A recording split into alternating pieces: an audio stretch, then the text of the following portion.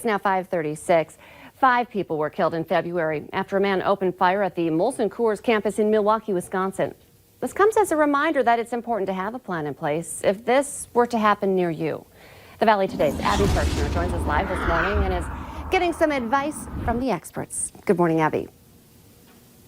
Good morning, Lisa. I'm here with Cass County Sheriff Jesse Johnner. And Sheriff Johnner, I know that it's so important to have businesses have their action plan in place when an active shooter were to come to a business. And I know that this is kind of a kit that you leave with them after you speak with them at a conference or something like that. What is exactly inside those kits and why are they so important? Sure. Well, very much like you said, Abby, when we go out to a business and do the training, this is one thing that we leave with the business on completion of that training.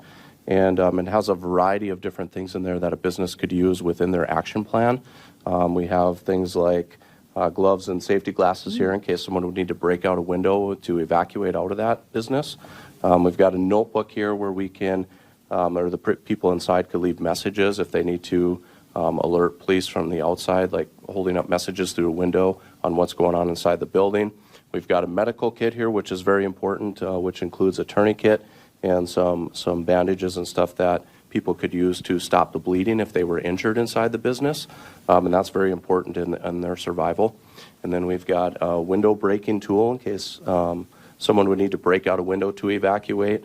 We've got a strap here as well that we could use to barricade doors. And a lot of these items, if you don't have them, we also give ideas on different items people could use that they might find available in their business to do the same types of things. So these items down here, a fire extinguisher, a very important tool that most businesses have inside them that are readily available in a lot of different areas of the business, and that is something that someone could use as a weapon. What you would use it for is spraying that fire extinguisher in the person's face and hopefully affecting their vision. And if someone can't see, they're totally out of the fight. So that's one thing that would be readily available in a business. We've got a crowbar here, and that could be used for a lot of different things. And really what we're looking for is for people to think outside the box. So with the crowbar, you could use that to barricade a door. You could use it as a doorstop underneath.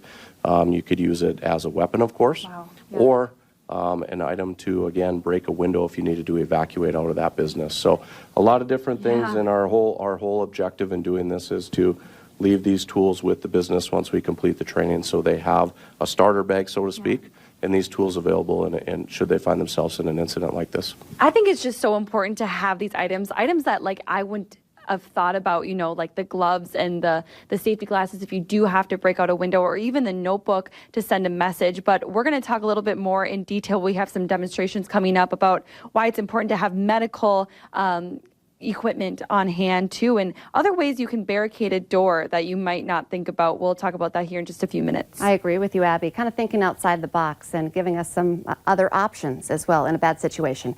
Abby Kirchner reporting live. Thank you.